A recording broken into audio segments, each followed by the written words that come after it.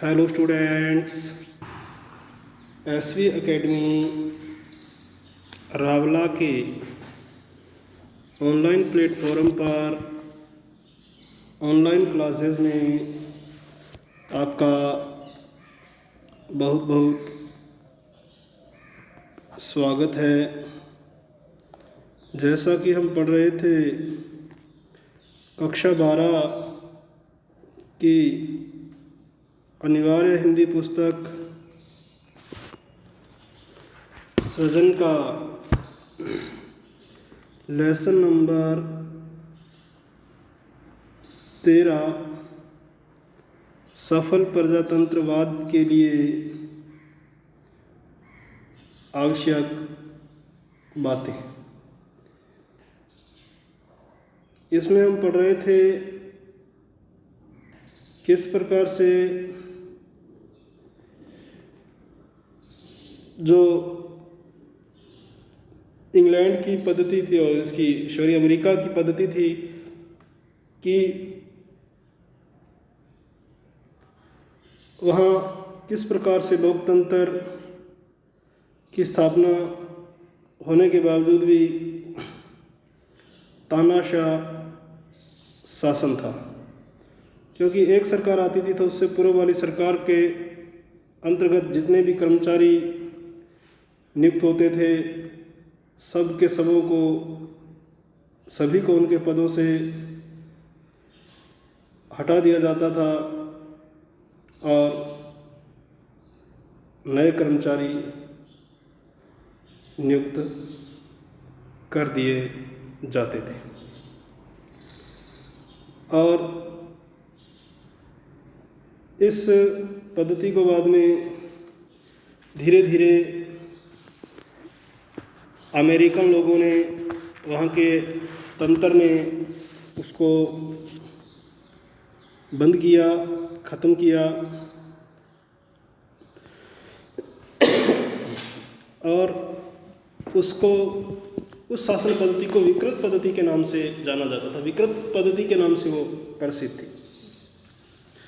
अधिकारियों कर्मचारियों को नहीं हटाया जाता था, बल्कि उसमें जो क्लर्क और चपरासी थे उनको भी बाहर कर दिया जाता था, यानी कि उनको भी पदों से हटा दिया जाता था और उनके स्थान पे नए पार्टी के जो सदस्य थे, जिसकी सरकार थी, जिसका शासन था, उन्हीं के पार्टी के सदस्यों को या उनके नए आदमियों को उस पदों पर नियुक्त कर दिया जाता था। बाद में ये बात उनके समय में ही समझ में आई कि ये प्रजातंत्र के हित के लिए ठीक नहीं है और उन्होंने इस विकृत पद्धति को क्या कर दिया, चेंज कर दिया, अर्थात बदल दिया। नई पद्धति को क्या कर दिया, उन्होंने अपना लिया। तो उन्होंने इस विकृत पद्धति को, जो विकृत तरीके थे उनके, जो गलत तरीके थे, इन तरीकों को उन्होंने क्या किया, धीरे धीरे बदल दिया। यहाँ तक हमने इसको पढ़ा था। आज हम पढ़ते हैं उसी से आगे, ताकि शासन व्यवस्था शुद्ध बनी रहे, न्याय संगत रहे और राजनीति से दूर रहे। यानी कि लोक कल्याणकारी भावनाओं को उन्होंने अपनाया, उनको स्थान दिया और इस प्रकार का शासन तंत्र उन्होंने चलाना शुरू किया, ताकि शासन व्यवस्था शुद्ध बनी रहे, न्याय संगत रहे और राजनीति से दूर रहे। इसलिए इंग्लैंड के लोगों ने राजनीतिक कार्यालय और सिविल कार्यालय में भेद कर दिया। सिविल कर्मचारी स्थायी रूप से बने रहते हैं। कोई भी पार्टी शासनारूढ़ हो या किसी भी पार्टी की सत्ता हो, यह सभी पार्टियों के आगे अनुसार कार्य करने वाले होते हैं, आगे अनुसार कार्य करने वाले होते हैं। इनके कार्य में कोई मिनिस्टर, कोई मंत्री वगैरह हस्तक्षेप नहीं करेगा, यानी कि दखलंदाजी नहीं करता, इंटरफेयर नहीं करता।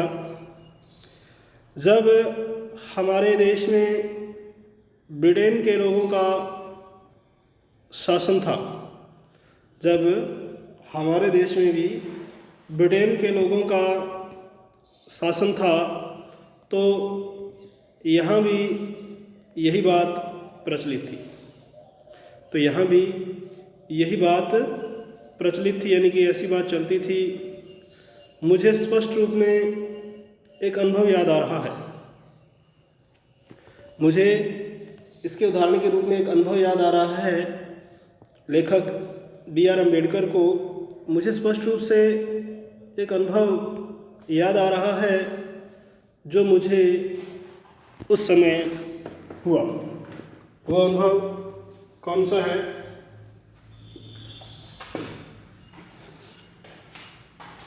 जब मैं गवर्नमेंट ऑफ इंडिया यानी कि भारत की सरकार या भारतीय सरकार का मेंबर था, यानी कि एक सदस्य था। आप ध्यान देंगे तो आप देखेंगे कि लगभग हर वायसराय के नाम दिल्ली में कोई ना कोई स्ट्रीट, यानी कि किसी गली का नाम, किसी रास्ते का नाम, या ना कोई ना कोई क्लब है। ऐसे एक ही वायसराय या गवर्नर जनरल हैं जिनके नाम पर कोई स्ट्रीट या कोई दूसरी संस्था नहीं है। यानी कि इंग्लैंड में जब इंग्लैंड का हमारे पे शासन था, तो उसमें जितने भी वायसराय थे तो सभी के नाम से दिल्ली में कोई ना कोई स्ट्रीट, किसी न किसी रास्ते का नाम, किसी न किसी गली का नाम उनके नामों पे रखा गया था। परंतु एक ऐसे ही वायसराय या गवर्नर जनरल है जिनके नाम पे कोई स्ट्रीट या क्लब या कोई दूसरी संस्था नहीं है, और उस गवर्नर जनरल का नाम है लॉर्ड लिनलिथगो। उस जो गवर्नर जनरल का नाम क्या है? Lord Linlithgow. उसका प्राइवेट सेक्रेटरी मेरा मित्र था। उसका जो प्राइवेट पर्सनल सेक्रेटरी था, उसका सचिव था, वो मेरा मित्र था, घनिष्ठ मित्र था वो मेरा। उस समय पब्लिक वर्कर्स डिपार्टमेंट मेरे पास था। उस समय मेरे पास कौन सा डिपार्टमेंट था? पब्लिक वर्क्स डिपार्टमेंट था। और ऐसे बहुत से काम थे जो मेरी देख रेख में हो रहे थे, और उस विभाग के अंतर्गत बहुत सारे ऐसे काम थे जो मेरी ही देख रेख में हो रहे थे, जो मेरे ही अंडर में, मेरे ही नियंत्रण में हो रहे थे, यानी कि मेरे द्वारा ही करवाए जा रहे थे। वह आया और धीरे से मुझे कहा, वह मेरे पास आया और बड़े ही धीरे से उसने मुझसे कहा, मेरे प्रिय डॉक्टर, क्या आप लॉर्ड लिनलिथगो के नाम पर, क्या आप लॉर्ड लिनलिथगो के नाम पर किसी संस्था या कार्य का नामकरण नहीं कर सकते? उसने कहा, यह बुरी तरह खटकता है कि सभी का नाम है। और उसने क्या कहा कि यह बहुत ही बुरी तरह खटकता है, मुझे बड़ा खटकता है कि सभी का नाम है, केवल उसी का ही नाम नहीं है, केवल लॉर्ड लिनलिथगो का ही नाम नहीं है। बाकी जितने भी लॉर्ड हुए हैं, वायसराय हुए हैं या गवर्नर जनरल हुए हैं, उन सभी का किसी न किसी स्ट्रीट या किसी अन्य संस्था में नाम है, या अन्य संस्थाओं के जो नाम है इनके नाम पे हैं भी। मैंने कहा, मैं विचार करूँगा। फिर मैंने भी उसे हौसला बढ़ाने के लिए कहा कि मैं विचार करूँगा। उन दिनों में जमुना के ऊपर एक बांध बनवाने पर विचार कर रहा था। तो जब उसने कहा कि आप भी लॉर्ड लिनलिथगो के नाम पे किसी संस्था या कार्य का नामकरण करो, क्योंकि उसे ये चीज़ बड़ी बुरी तरह खटकती थी कि केवल उसी का नाम नहीं है, बाकी सभी का नाम है। तो प्रत्युत्तर में मैंने कहा कि मैं विचार करूँगा, मैं बिल्कुल इसके बारे में सोचूंगा। और उन दिनों मैं जमुना के ऊपर एक बांध बनवाने पर विचार कर रहा था। जमुना नदी है, उसके ऊपर एक बांध बनवाने का विचार कर रहा था, सलाह कर रहा था, ताकि गर्मी के मौसम में दिल्ली के लोगों को पानी का कष्ट न हो, ताकि जो गर्मी के दिन आते हैं, गर्मी की ऋतु आती है, गर्मी के मौसम के दौरान दिल्ली के लोगों को पानी का कष्ट ना हो, यानी कि पानी से संबंधित कोई परेशानी नहीं हो। क्योंकि गर्मी के दिनों में नदी सूख जाती थी, क्योंकि जो गर्मी का मौसम आता था तो दिल्ली वासियों को पानी के लिए बड़ी परेशानी का सामना करना पड़ता था। तो इसीलिए कह रहा है कि दिल्ली वालों को पानी के लिए कष्ट न हो, क्योंकि गर्मी के दिनों में जो नदी है वो सूख जाती थी। मैंने अपने सेक्रेटरी को, सचिव को, जिसका नाम H.C. प्रायर था,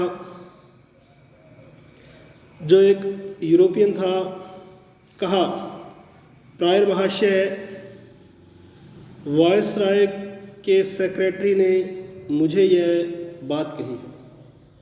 और मैंने भी अपने सेक्रेटरी से, जो कि यूरोपियन था, H.C. प्रायर, उससे कहा कि प्रायर महाशय, वायसराय के सेक्रेटरी ने मुझे यह बात कही है, क्या तुम समझते हो कि इस संबंध में हम कुछ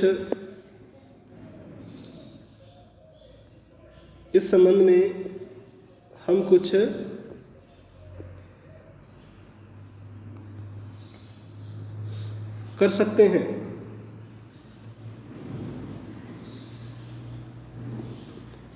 तो उसने कहा, आप क्या समझते हैं कि उसने उत्तर दिया होगा? आप क्या समझते हैं कि उसने उत्तर दिया होगा? उसका जवाब था, महोदय, हमें ऐसा कुछ भी नहीं करना चाहिए। और उसने क्या जवाब दिया कि हे महोदय, हमें ऐसा कुछ भी नहीं करना चाहिए। आज मुझे लगता है कि किसी का उत्तर देना असंभव प्राय है, यानी कि आज मुझे लगता है कि किसी का ऐसा उत्तर देना असंभव प्राय, यानी कि जिस प्रकार का उसने उत्तर दिया, मुझे लगता है कि आज के ज़माने में, वर्तमान युग में ऐसा असंभव सा लगता है मुझे। मिनिस्टर की इच्छा के प्रतिकूल किसी अफसर का कुछ कहना आज मुझे एकदम असंभव लगता है, लेकिन उन दिनों यह संभव था, क्योंकि ब्रिटेन की तरह हमने भी बुद्धिमत्तापूर्ण फैसला कर रखा था कि सरकार की शासन व्यवस्था में दखल नहीं देना चाहिए। और उन दिनों संभव था क्योंकि ब्रिटेन की तरह हमने भी बुद्धिमत्तापूर्वक अपनी बुद्धि से फैसला कर रखा था, अपनी अक्लबंदी से फैसला कर रखा था कि सरकार की शासन व्यवस्था में, जो सरकार की शासन व्यवस्था चल रही है, जिस प्रकार का शासन चल रहा है, जिस प्रकार का तंत्र चल रहा है, जिस प्रकार का राज्य शासन चल रहा है, उसमें हमें किसी भी प्रकार का दखल नहीं देना चाहिए, कोई इंटरफेयर नहीं करना चाहिए, कोई भी हस्तक्षेप हमें नहीं करना चाहिए या देना चाहिए। सरकार का काम है पॉलिसी या नीति तय कर देना। सरकार का काम है कोई भी पॉलिसी या नीति को तय कर देना। उसका यह काम नहीं कि शासन व्यवस्था में हस्तक्षेप करे या पक्षपात से काम ले।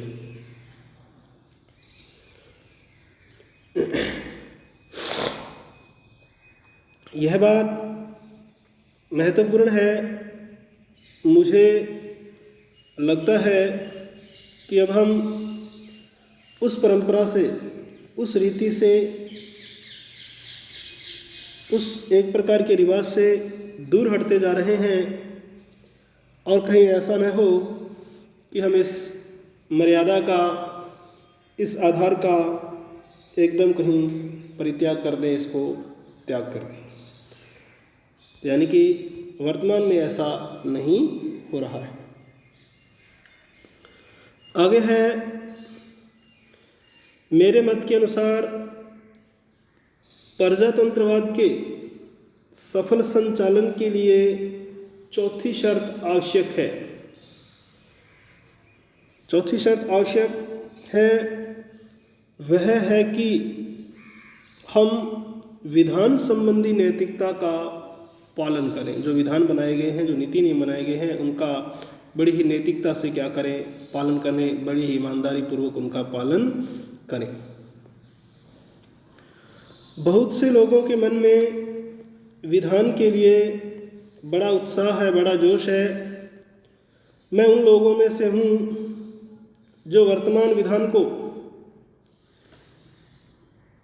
जो आधुनिक विधान को एकदम फेंक देने के लिए तैयार हैं, कम से कम नए सिरे से इसकी रचना करने के लिए, कम से कम नए सिरे से इसकी रचना करने के लिए। लेकिन हम यह भूल जाते हैं कि हमारे विधान में कानूनी व्यवस्था तो है, हमारे विधान में, हमारे नीति नियमों में कानूनी व्यवस्था तो है, लेकिन जिस चीज़ को हम विधान संबंधी नैतिकता कहते हैं, विधि से संबंधित नैतिकता कहते हैं, उसका अस्थिपंजर मात्र है। इंग्लैंड में यह बात विधान की मर्यादा कहलाती है। इंग्लैंड के अंदर यह बात है जो विधान की मर्यादा कहलाती है, और लोगों को खेल के नियमों का पालन करना ही चाहिए, और लोगों को जो खेल के नियम होते हैं उनका आवश्यक रूप से पालन करना चाहिए। एक दो बातें जो इस समय मुझे याद आ रही हैं मैं आपको बताऊं, यानी कि एक दो बातें हैं जो इस समय मुझे याद आ रही है, मैं आपको बताऊं। आपको याद होगा कि जब 13 अमेरिकी उपनिवेशों ने बगावत की, विद्रोह किया, तो उस समय उनका नेता वाशिंगटन था। यानी कि आपको याद होगा कि जब 13 अमेरिकी उपनिवेश, अमेरिका के 13 उपनिवेश थे, यानी कि अमेरिका अपना शासन उन पर करता था, उनको अपने अधीन कर रखा था, तो उन 13 उपनिवेशों ने जब बगावत की, विद्रोह किया, तो उस समय उनका नेता वाशिंगटन था। यह कहने से कि वाशिंगटन उनका नेता था,